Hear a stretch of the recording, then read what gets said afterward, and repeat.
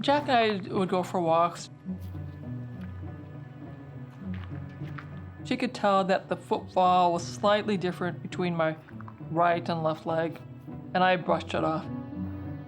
But Jack, she was pretty clever. She took me on a walk to go get ice cream, because I was very fond of ice cream. And it was a 3-mile walk. By the time I got back, I was really struggling with picking up my left leg. And it was very clear that something was very wrong.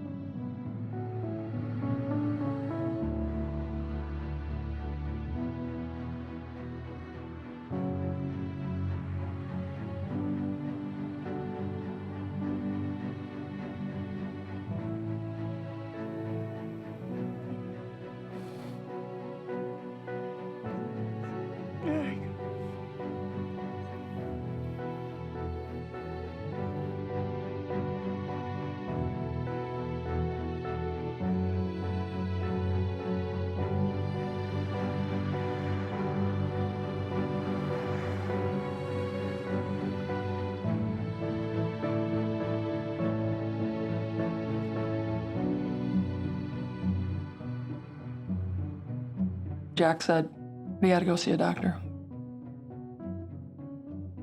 I said, "Yeah, I know."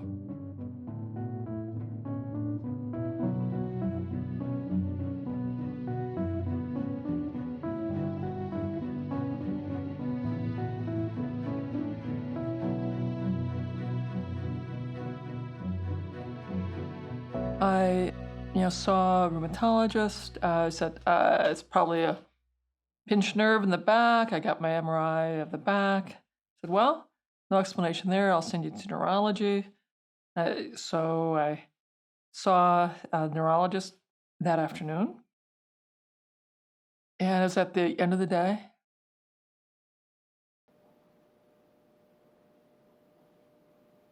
He chatted with me, did an exam. And then he said, "Well, we're going to do an MRI. We're going to do it today. We have to put you in the hospital. This could be bad, or it could be really, really bad." And, of course, I'm laying there thinking about there's bad and there's really, really bad. And I'm thinking, okay, I do not want to become disabled. I'm voting for really, really bad, fatal, rapidly fatal. I do not want to become disabled.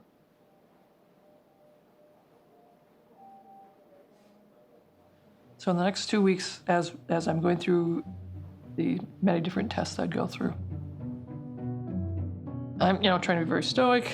I can't tell Jackie that I'm hoping for a rapidly fatal diagnosis.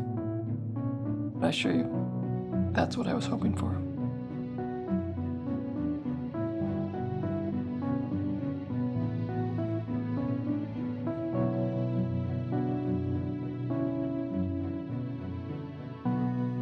Back at that time, I could access my medical record remotely through my computer, and there were no restrictions on looking up your own medical record. I knew it was about time for the results of my spinal fluid to come in. I knew my physician was going to call me. I could look this up. Do I go ahead and look it up? I was going to wait, but I wanted to know. And so I looked it up. I didn't like the results. I don't know why, but I kept looking it up. And I would wait a bit. And then I would look it up again with that irrational desire to want the results to change. All in all, I probably looked it up 5 times. And of course, the results never changed, although I kept wanting them desperately to change.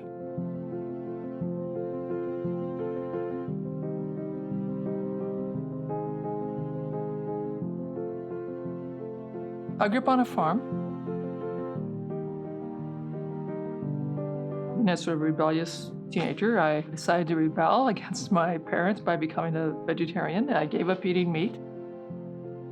My mom and father were very upset. They tried to convince me that my diet was ruining my health, and it just made me more oppositional and more determined to be a vegetarian. I also believed in the low-fat hypothesis, so I did a very low-fat vegetarian diet, lots of grains, lots of legumes, vegetables. By conventional standards, this would have been looked at as a very health-friendly diet, very good for the heart. But of course, as it turns out, I think my interpretation of the vegetarian diet probably did contribute to my health decline. I was eating lots of grains, lots of legumes. I now know I have severe gluten sensitivity. All the grain had lots of gluten in it. I was also having a lot of dairy, and the casein in the dairy is structurally very similar to gluten. So all of that ramped up my immune response.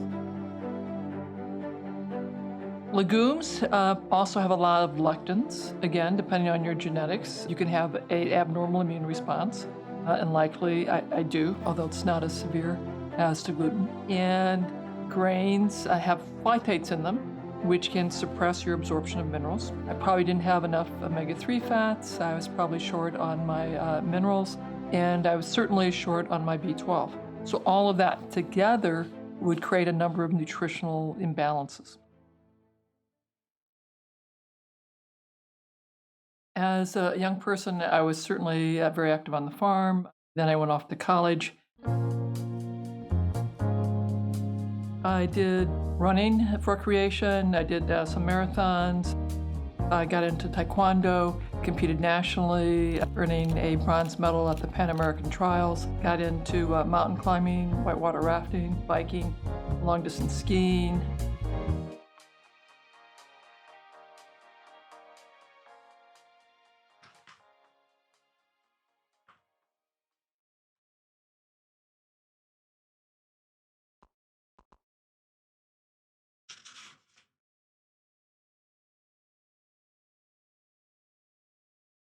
Yeah, so at first, my pains were just twinges of discomfort. Over years, they'd become more clearly painful, then more clearly electrical. Eventually, they'd feel like I'd just gotten jolted with a 10,000-volt cattle prod. It would be instantaneous, horrific jolt of pain.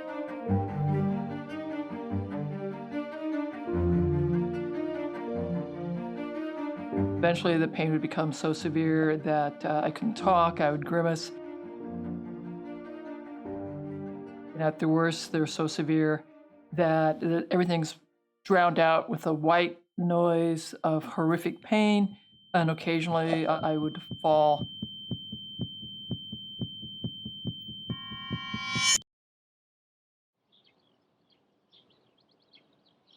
But after having these pains get more and more severe, so that I could no longer even stand when I got a terrific jolt of pain, I understood how pain could kill.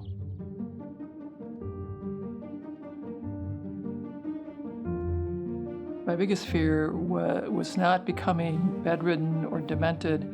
My biggest fear would be that I would have continuous pain, that continuous horrific pain, that every sensory input would be transmuted into this horrific electrical pain. And it was pretty hard to imagine how one could live like that.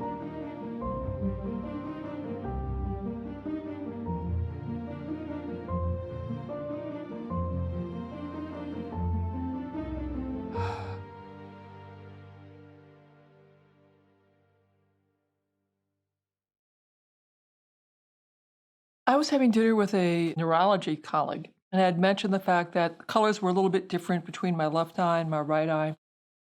And she said, "You'll have MS someday." And of course, that was a sort of a troubling thing to hear. But my father died the next morning, quite unexpectedly. And so that comment was gone. It was lost. And I did not recall that until, many years later when I was being evaluated and then diagnosed with multiple sclerosis.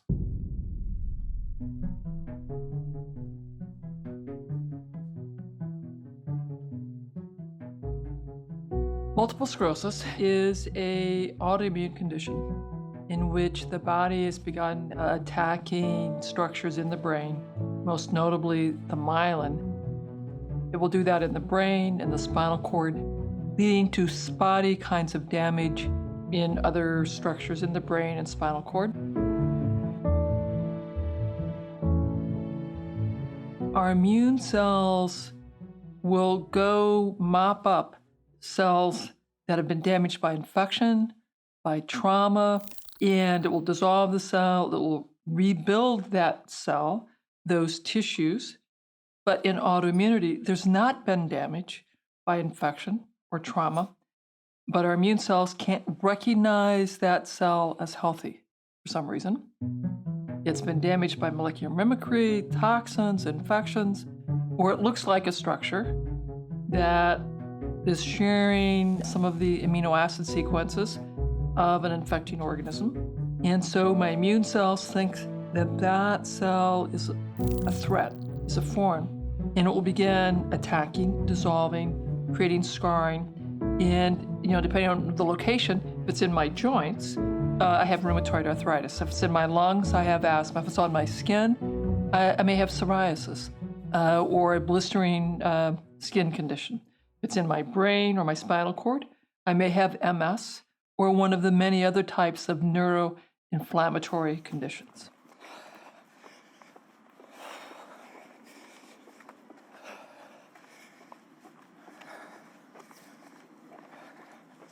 When I was first diagnosed, I was still jogging short distances. I could still play soccer in the backyard with my kids. I'm beginning to stumble and fall. I'm not wanting to tell the kids. And then Jack sets me down and says, "You have to tell the kids. You have to tell them. They can see what's going on." I tell them, and Zach goes, "Well, this is treatable, right?" Yeah, it's treatable. But of course, they see that, I'm declining, and then I get the tilt recline wheelchair. So in some ways, it's easier because now I can go for walks, and we could go camping, and I could do some walks in the wheelchair with them. But also meant that they had to deal with the embarrassment having a parent in a wheelchair that was getting more and more disabled, and the anxiety of realizing that I was getting more and more ill, and what did that mean?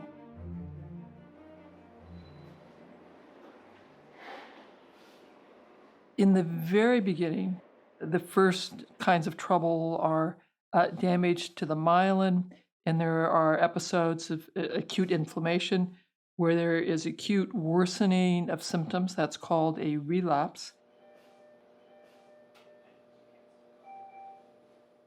The body then, and the brain compensates, and symptoms diminish. That's called a remission. And initially, for most people, there are episodes of relapses, the worsening, and improvements, the remissions.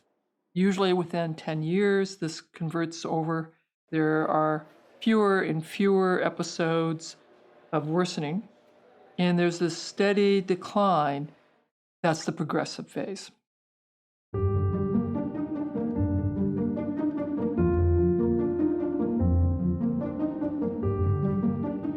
There is genetic predisposition that must occur, which interacts with these unknown environmental factors in ways we don't fully understand that lead to MS. And so, since we don't fully understand it, the best we can do is to use potent drugs to block the immune function so it can't attack the body. That's the conventional medicine.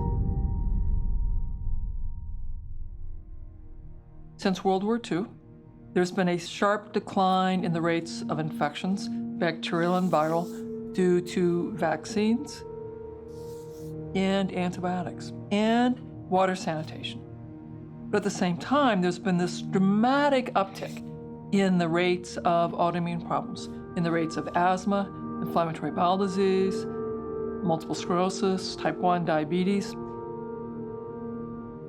And this continues to rapidly increase.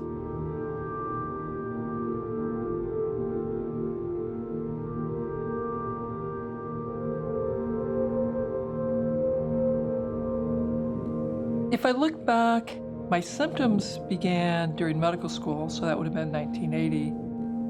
But if I look back even further, likely the damage to my brain and spinal cord probably began a decade earlier, and perhaps even as an adolescent. When I was first getting my first autoimmune symptoms, which were asthma, that was as an adolescent.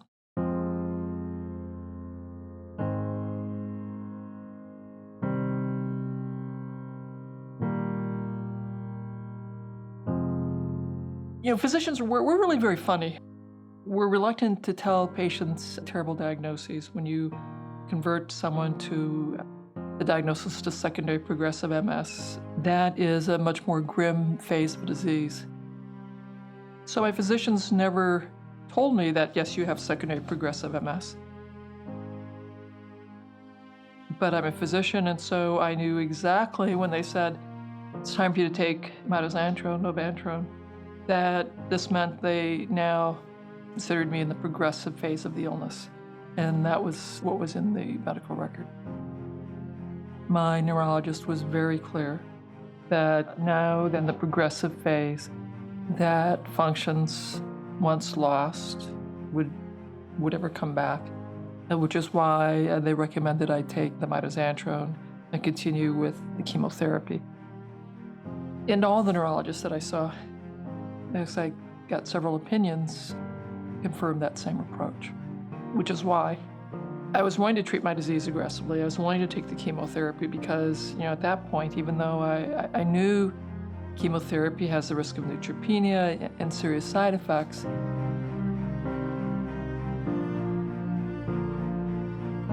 the relentless progression where you expect 10 to 25% worsening of function every year, that's a very grim prognosis as well.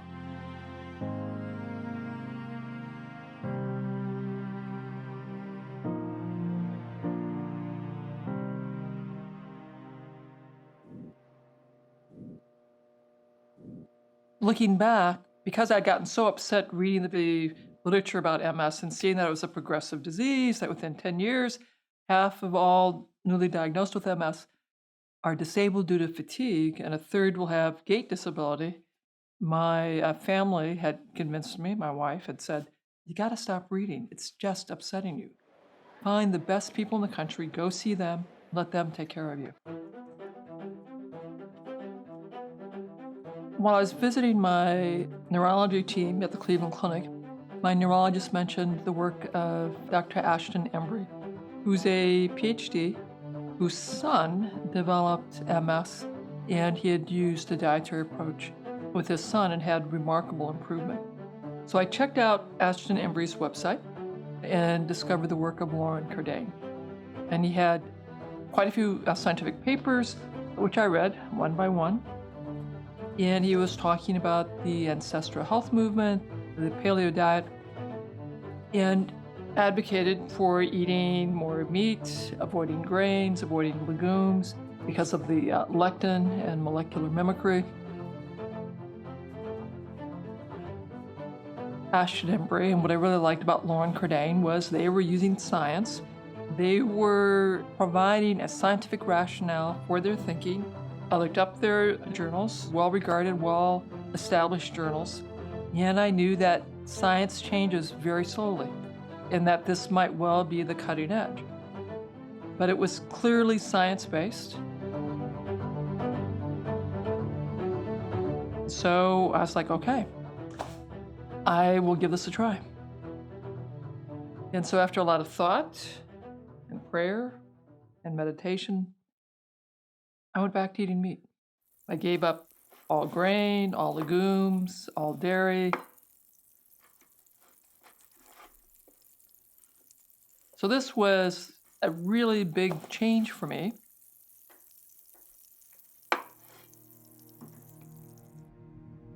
And I continued to decline. But I stayed with it because, well, for one, I didn't know how long it would take to recover. And then at least I was doing something.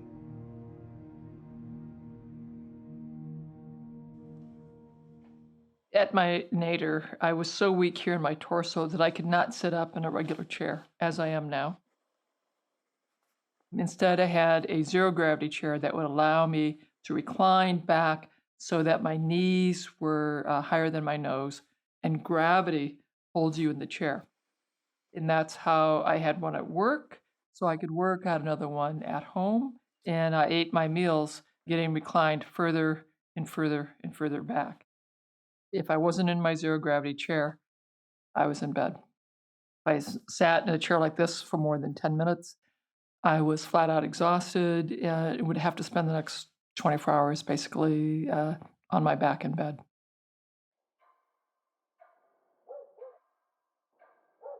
It was very clear that my pain was getting steadily more frequent, more severe. My fatigue was getting worse. That taking the newest drugs from the best people here in the US was not stopping my decline towards a bedridden, possibly demented, possibly uncontrolled horrific pain.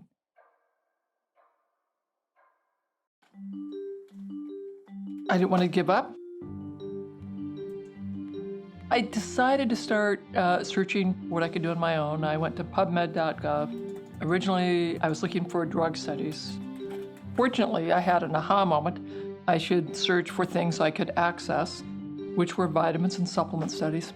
Couldn't find much about MS, so I searched for Parkinson's, Alzheimer's, Lou Gehrig's, Huntington's disease, and I decided that mitochondrial function were what was driving the neurodegeneration. And that was likely a factor in MS.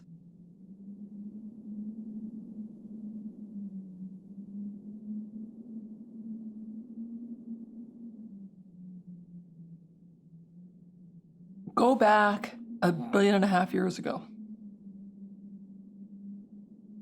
There was an emergence of excess oxygen. 99% of all life had died.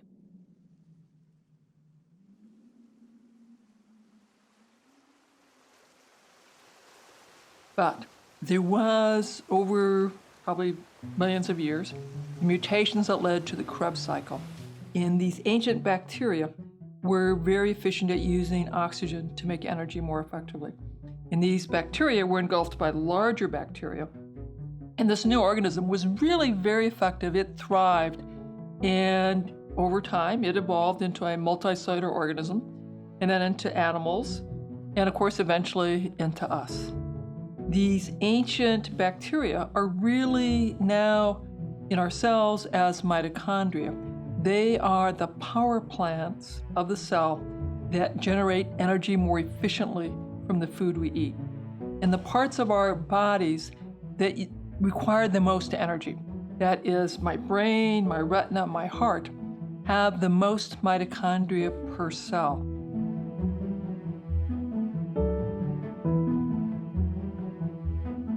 All of my organs rely on the mitochondria.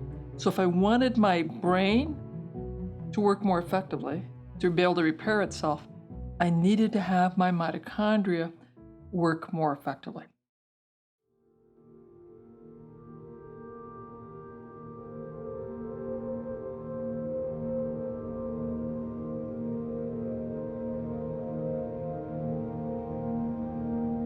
In retrospect, giving up the control of my illness to my Cleveland Clinic physicians, no matter how expert they are, was down the path of learned helplessness.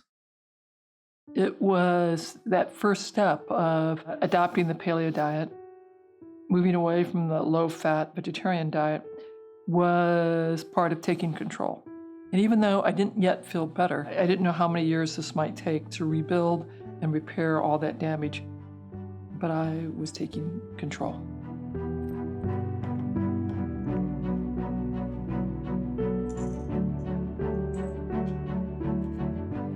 When I first discovered the Institute for Functional Medicine, they had a great course on neuroprotection from a functional medicine perspective.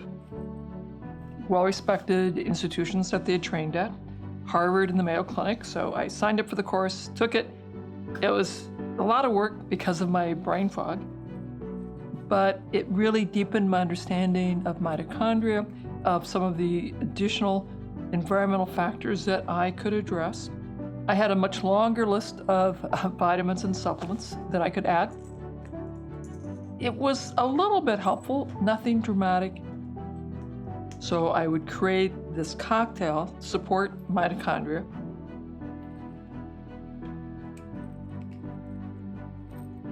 And after 6 months, I thought, phooey on that. I'm just wasting my money. I quit them all.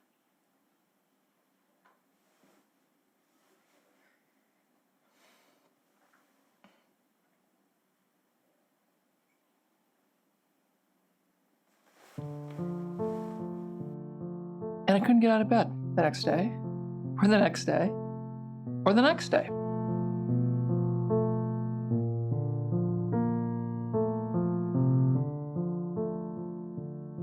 And fortunately, my wife came in and said, honey, I think you ought to take these again.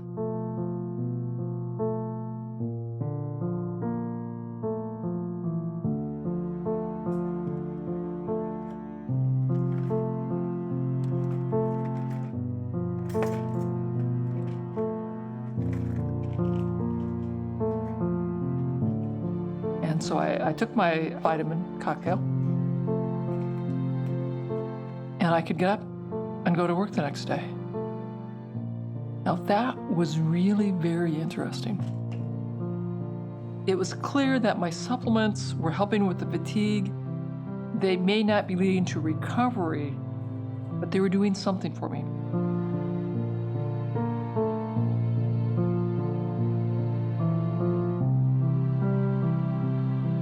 I had this really big aha moment.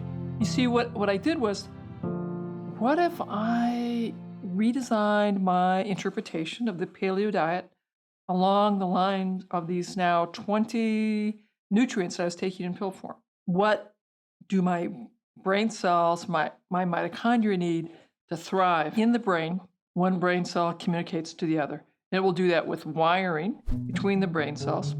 And think of myelin as the insulation on the electrical wiring in your home. So in the body, the cell membranes wrap around, make this thick coating called myelin.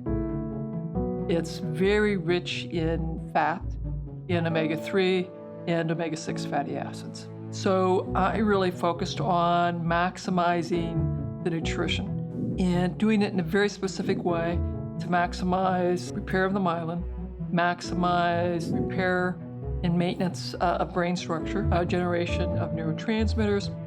And I knew that I was likely toxic from all of my environmental exposures over the years. So I also wanted to boost detoxification. There's the mitochondria, nice oval, a lot of little squiggles in the middle.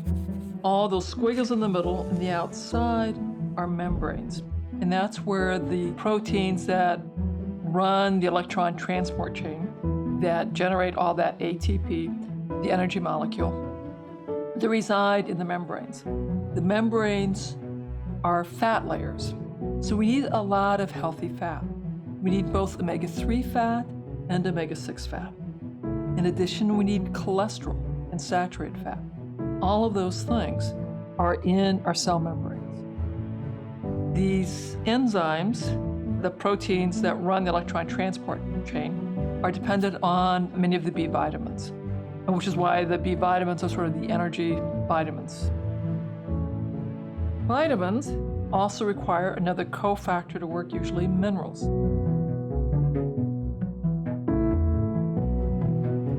Zinc, magnesium, selenium are more common minerals that the mitochondria will need. We also need sulfur as well. In addition, the mitochondria enzymes are poisoned by heavy metals like lead, mercury, mercury, arsenic. They're also poisoned by pesticides, herbicides, plastics, solvents. And so it's really important to be able to improve the efficiency of my body's excretion of those toxic compounds.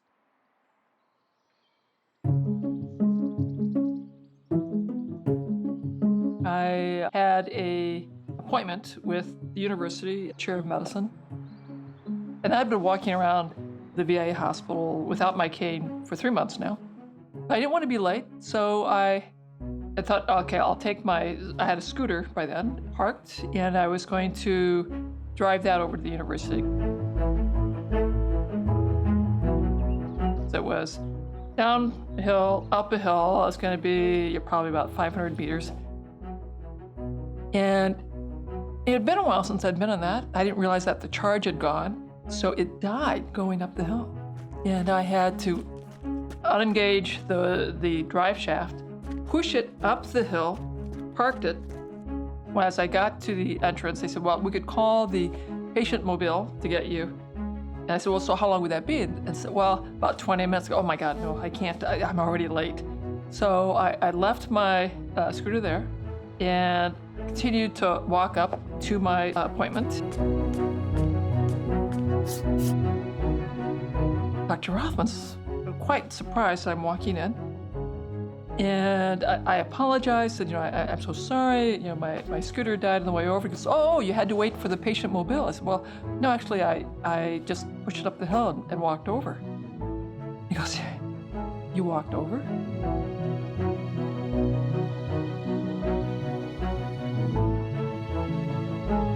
And he says, this is like the best gift ever, seeing you walk into my office. And of course, he thought I was taking Tysabri. I said, no, I'm not taking Tysabri. I'm not on any disease-modifying drugs anymore. This is all diet and lifestyle.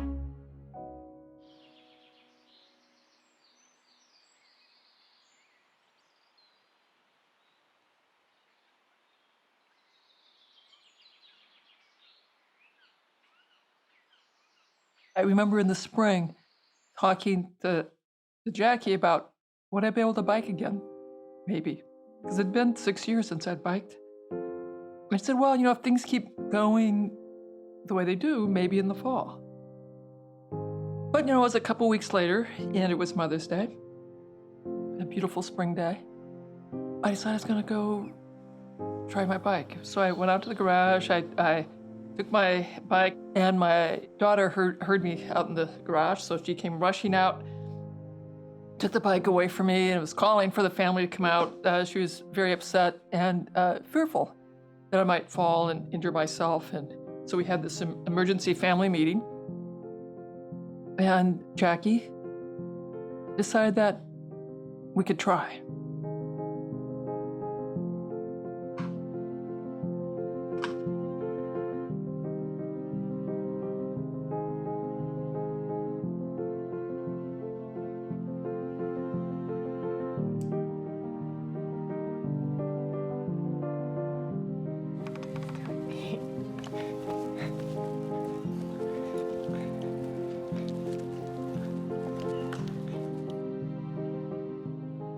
And I biked for the first time in 6 years. My daughter's crying, my son's crying, I'm crying. It felt miraculous that day.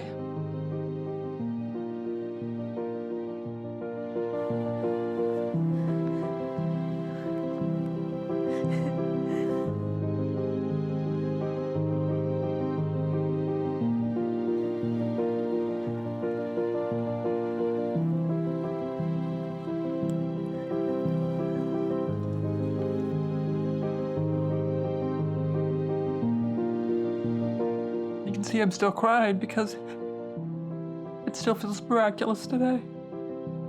I had believed what every physician had told me, my neurologist, my primary care docs, that functions once lost in the setting of progressive MS are gone forever. So I had done all of that stuff just to slow my decline. I'd had no expectation of recovery. And so I would have just been taking one day at a time. I did not expect to recover. But now that I'd ridden my bike, I knew that the conventional understanding of MS was flawed, and that recovery for me might be possible.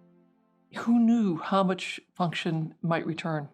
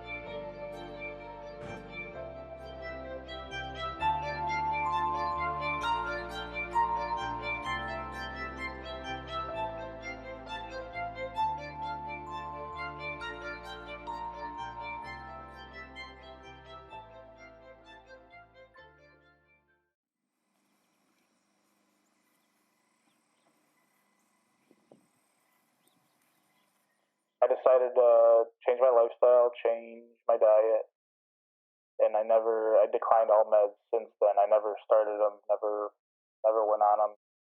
I lost a lot of function in the beginning. I lost my eyesight, I lost the use of my right hand, but I always stood my ground and stayed the course. None of my doctors agree with what I'm doing, but at the same time, can't really get mad at them for not understanding the other way around it.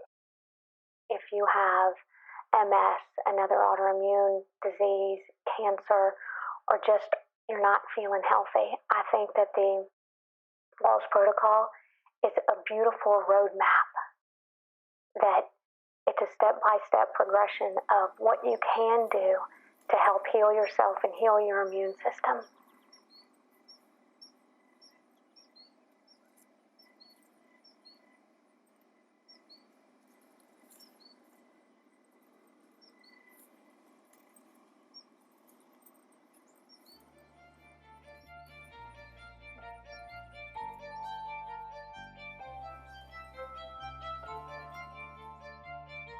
Don't even really want to think about how I would have declined.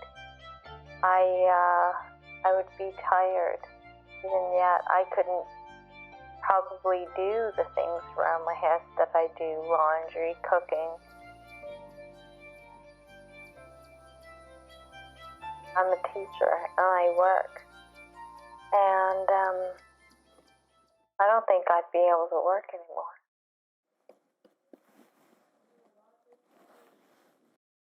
If we look at the risk of developing high blood pressure, obesity, cancer, heart disease, the quality of diet, physical activity level, tobacco use, toxin exposures account for 70 to 95% of the risk of developing that disease.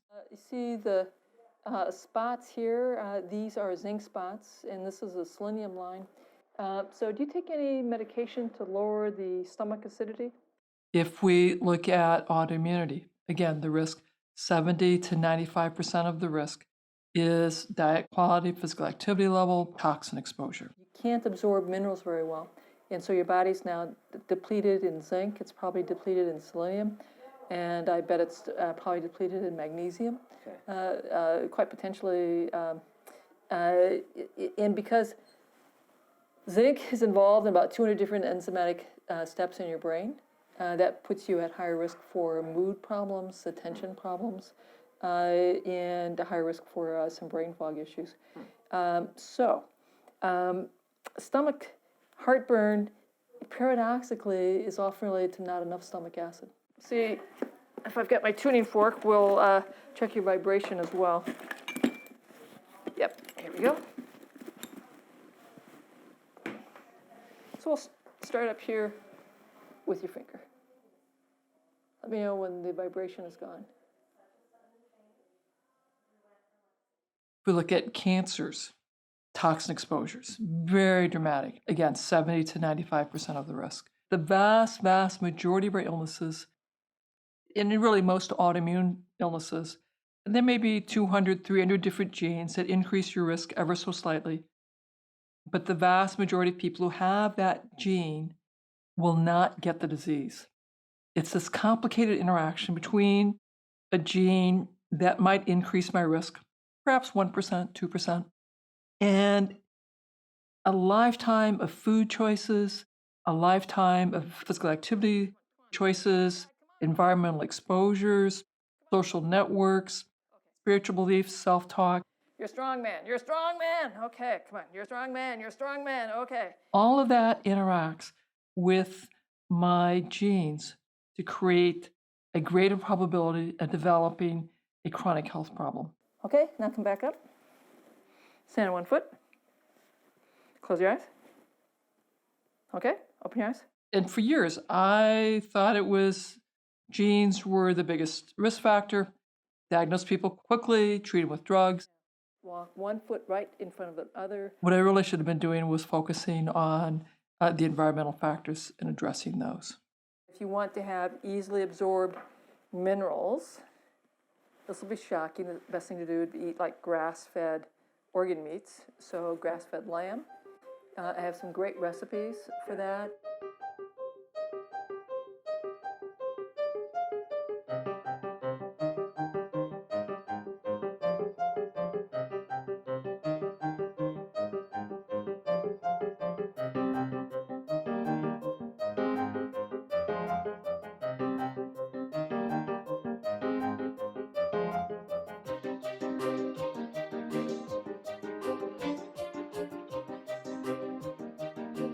And then, of course, people approach us with a wide variety of very exotic disease states that I've never heard of, that I have to go look up, that people are reporting improved function, improved quality of life.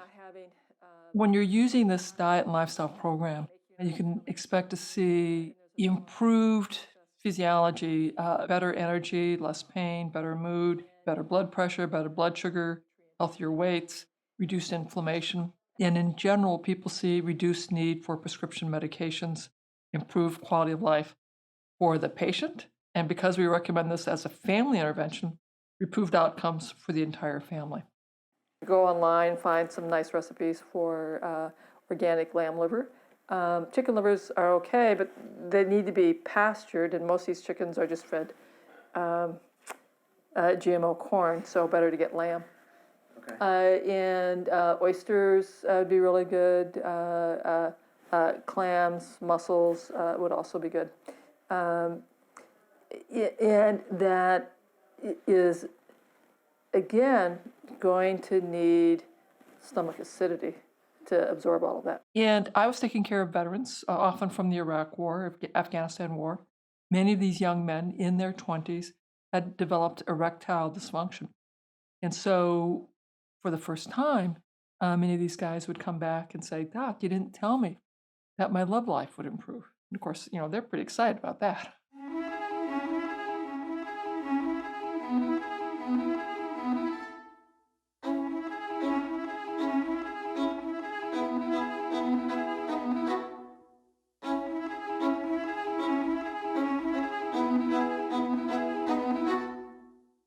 After the case report was written up, next thing I know, I have another appointment with the chair. And he tells me that he now wants me to shift the focus on my research, which had been diagnostic error, to doing a safety and feasibility trial. This needed to copy what I had done for myself. This created a very structured guidance for what I call my dietary approach, which was a much more structured form of a paleo diet, targeted vitamins and supplements. There was a stress-reducing meditation part of the program, exercise program, and then we also did electrical stimulation of muscles. We have a 12-week intervention. In 2008, when I recovered, I started using some of these concepts in my primary care clinic and the traumatic brain injury clinic. And my colleagues were really pretty upset. So they went to the chief of staff, filed some complaints. He called me in and said, "Terry, what are you doing? People are really upset."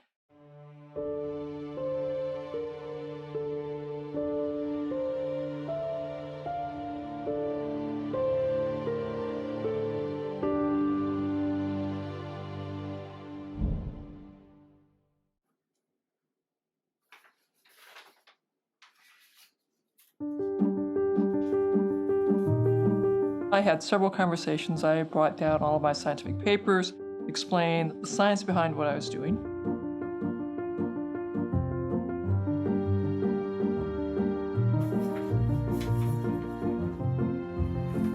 The university put me in contact with another complementary alternative medicine researcher who said, "Look, we have to teach you how to talk about this in the medical record and in the public, so you'll pass a peer review if anyone files a complaint on you, and that you aren't getting people so uncomfortable."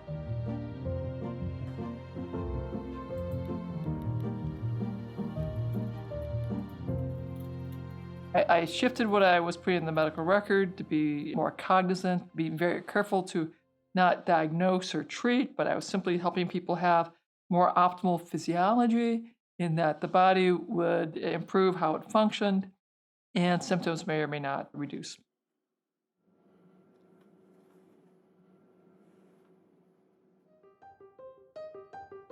So when I made that change, everything was much happier.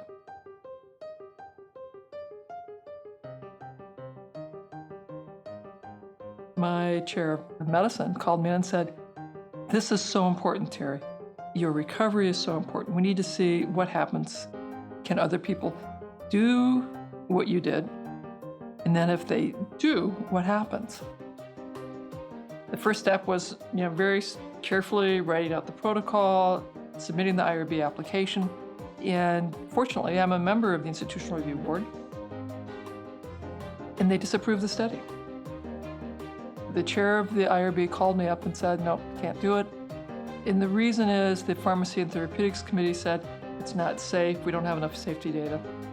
And so what I want you to do is to meet with P&T, work with them to identify who you have to exclude, what are the safety labs.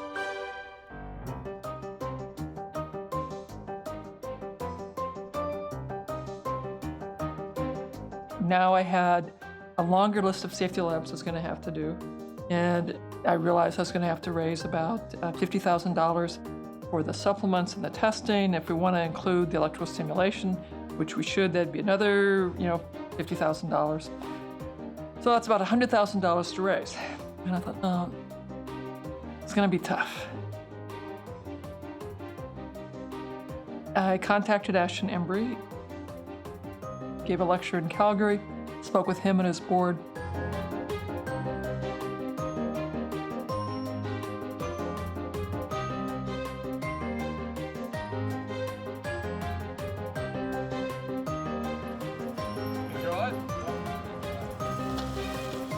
And they gave us, $50,000. That covered the supplements and the lab testing.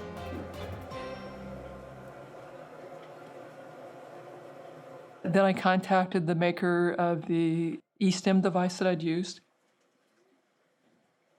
and they gave us the devices and the supplies so we could provide that. Then the IRB approved the study, but the clinical research unit disapproved the study. So that was the next hurdle. So they said, "You're excluding whole parts of the diet. The diet is not safe. You have to prove the diet is safe." Then I met with the dietitian, who graciously agreed to do 24-hour food recalls on my diet. So we did 3 consecutive days. She completed the analysis. She said, this is the most nutrient-dense diet I've ever analyzed, and she's done this dietary research for about 30 years.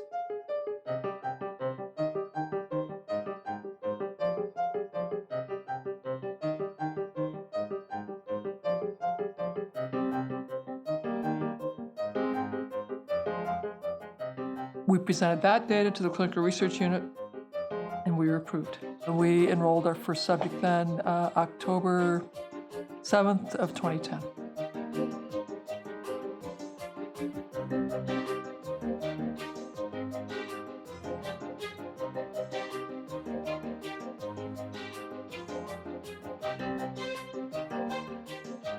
For MS, we're working on study design to compare diet to usual care. And we'd like to create a center where we use the diet for a wide variety of diseases, including things like diabetes, obesity, and mental health issues. Every year, we have the Science Week, and we presented our data, and people were able to see the quality of the diet, and that in this progressive illness, half of our folks were having clinically meaningful improvements in their walking ability. Okay.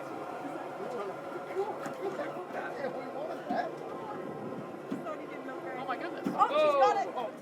And then when we started having the videos of the before, at baseline, at the end of study, the changes in gait that we were sometimes able to achieve, people decided that what I was doing was really quite remarkable. And then we started getting our papers published.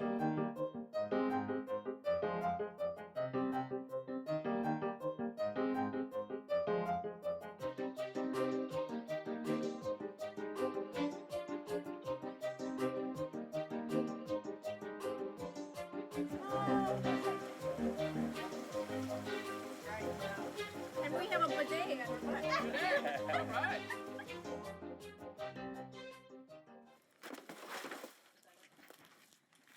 Then I started getting invitations to speak, around the university. Then when my TED Talk went viral and I had the book deal, the university sat me down again and said, okay, Terry, you have to be very careful how you talk about this. We don't want you to get in that kind of trouble. So I was very precise about how I discussed this, that this was my experience, here's the scientific rationale, and reminding people to work with their personal physician and their family to implement the concepts that made sense. The hunter-gatherer diet has more nutrition than the American Heart Association diet, more nutrition than the American Diabetes Association diet, and more nutrition than the USDA Food Pyramid diet. I therefore started with a hunter-gatherer diet. I used those concepts, but I structured it to be sure I was getting the nutrition, the vitamins, minerals, nutrients that I identified as critical to my brain cells and my mitochondria. That diet is this: 3 cups of green leaves, 3 cups of sulfur-rich vegetables, 3 cups of bright color, grass-fed meat, organ meat, and seaweed. Then this created enough interest by the public that in the US, the National MS Society saw that, because they monitor the social media mentions, that in 2014, when my book came out, suddenly the social media mentions for diet just exploded. They had a wellness conference, and they wanted me to speak. So they tracked me down, got me on the phone, and I listened. I said, well, back in 2009, I believe you banned me as a speaker for creating false hope. So I'm not sure I can speak for you. They were very apologetic. No, we definitely want you to come.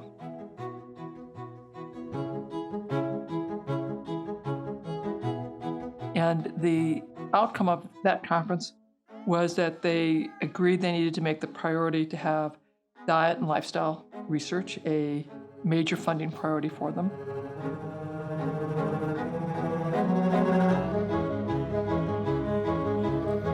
And I pushed them really hard on this. I said, if you're going to do that, you have to have a different scientific committee and have reviewers that have expertise on diet and lifestyle research, because your current reviewers probably have a lot of expertise on mouse model studies, drug development studies.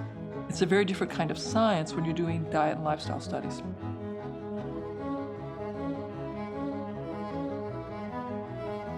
They put out a call asking for diet and lifestyle studies. And we, of course, wrote a protocol. Now we had a lot of preliminary data that had been published in several small pilot studies.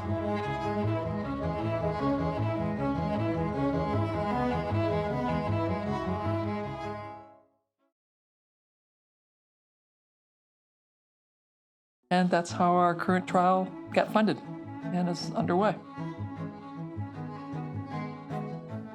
If you have any problems ever with just not feeling well, this interview is for you. It's also for people who suffer from chronic disease or MS. This morning, Dr. Terry Wahls is here to explain how food changed her life after being diagnosed with multiple sclerosis. I started this diet after I heard about the TED Talk, about your book.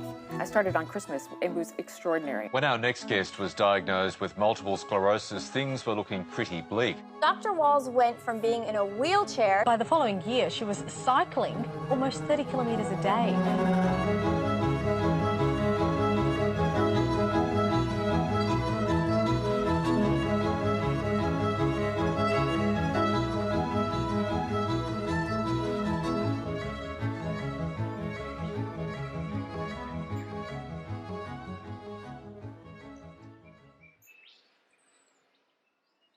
We need to have a diet that provides the building blocks to conduct the chemistry of life.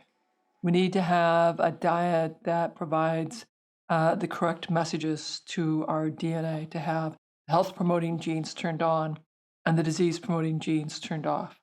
We need to have a diet that will feed the microbes that live in our gut, because we have increasing recognition that we're really superorganisms.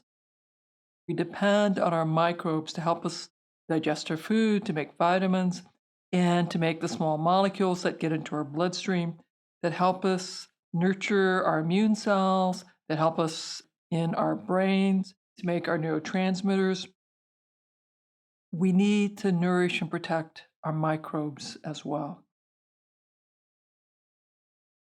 Now, at the time that I was doing this back in 2007, nobody was talking about the microbiome. I didn't know about the microbiome. This is new, more emergent research that's come out. And you've been hearing a lot about how vitally critical the microbiome is and how that will affect how we run the chemistry of life. And if you look at our human cells, we know that the food we eat is going to let us have the energy to run the chemistry of life. And it will give us the building blocks of what we need to make the structures necessary. And I do think that the very fiber-heavy part of my diet was shifting my microbiome in very favorable ways. That also is probably a large factor in why I became well.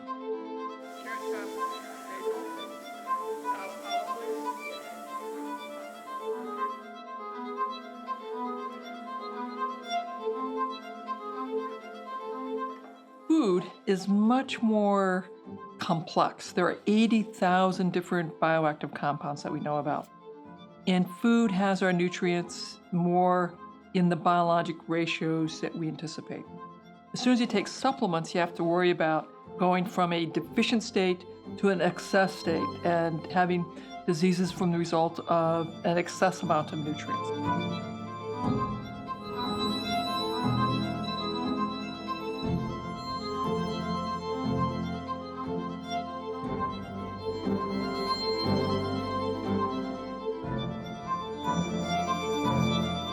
But when you get things from food, you get things in the biologic ratios, and you pick up all these other thousands of compounds that have biological activity that are probably talking to my genes, flipping disease-promoting genes off, turning health-promoting genes on, and all of that food is probably feeding my microbiome to create a healthier and healthier and healthier microbiome. So my diet really emphasized lots and lots of vegetables.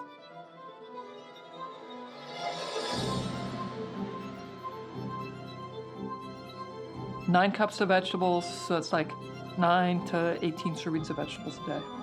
I'm a tall lady, so at 6 feet tall, there's room for a lot of vegetables.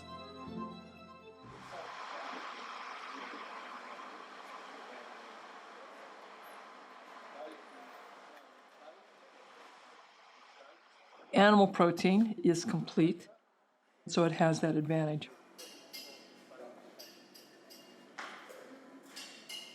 If you eat only muscle protein, you don't have any glycine in it, you're more likely to have too much mTOR and be at higher risk for tumor development. So that's one of the reasons I'm so fond of having bone broth with a high glycine content and the animal protein, the muscle content. But I don't want to have a high protein diet. I just want sufficient protein. A high protein can drive insulin too much and create some problems for your brain with your ability to clear amyloid.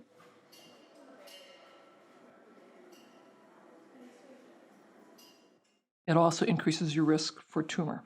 So I really want people to have sufficient protein to build your structures and maintain, but I don't want to have what I call a high protein diet.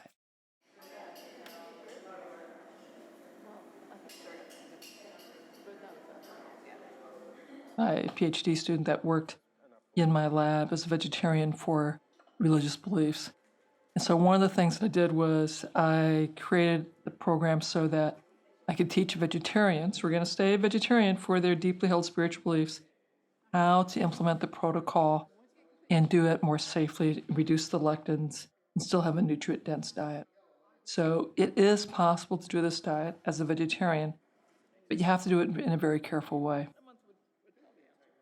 And just as my paleo friends, I have to teach them how to do the paleo diet in a more careful way for the maximal health benefits. Diet is the most effective tool that we have. It's not the only tool, but it is the basis of good health. You get the diet wrong, it's very hard to recover.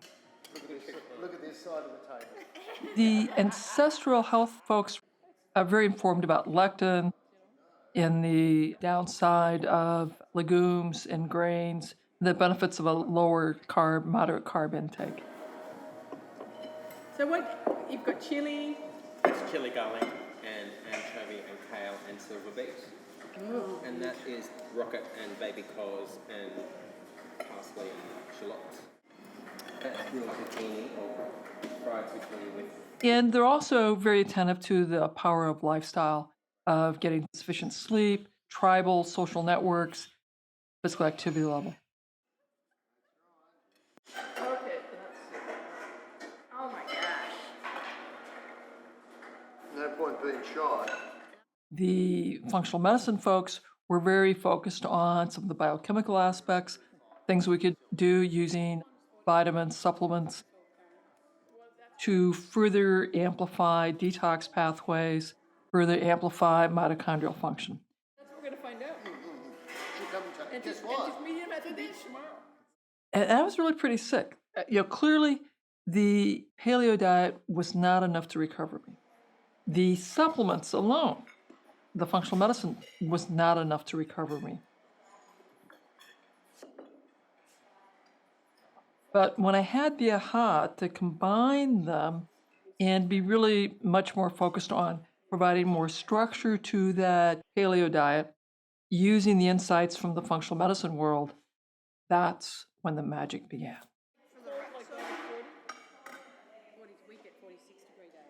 I consider having multiple sclerosis and becoming progressively severely disabled, even the horrific pain, it's been one of the greatest gifts I've received.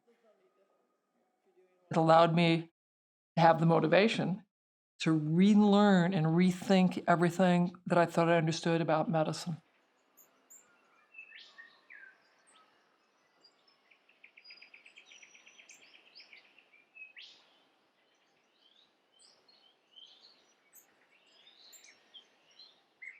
I am the canary in the coal mine.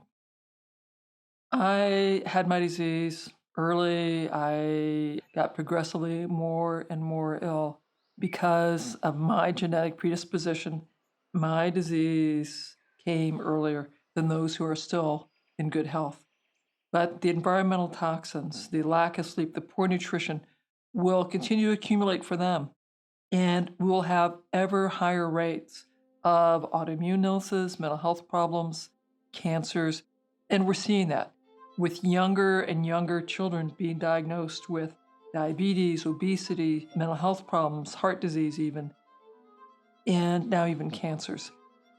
We are canaries in the coal mine, and we'll have a smaller and smaller and smaller slice of our societies that are still healthy. That is not sustainable from a health standpoint, and it's not sustainable from an economic standpoint. Our societies cannot run on a smaller and smaller slice of healthy workers. I recently looked at my telomeres because that's the biologic way of measuring the age of your cells. Now, to put this in context, because I have a neurodegenerative condition, you would anticipate that biologically I am older than stated age. So I had braced myself like, okay, I might be older than I expect. And if I was going to be anything less than 15 years older than stated age, I was going to be very happy. And it turned out my telomeres had me 12 years younger than stated age. So that was really quite marvelous. I tell folks who are getting their telomeres checked to check them, twice, about 2 years apart. But what you want to see is that your diet and lifestyle is creating a younger and healthier version of you.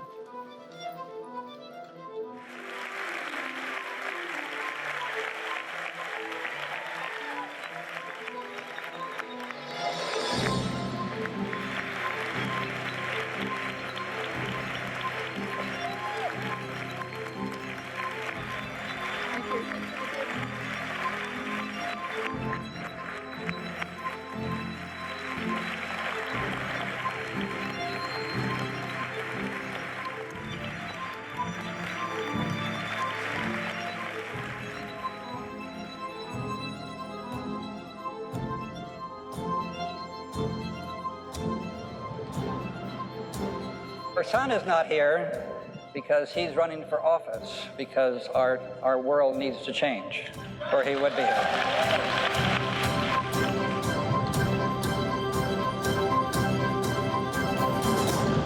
The power of healing lies within you.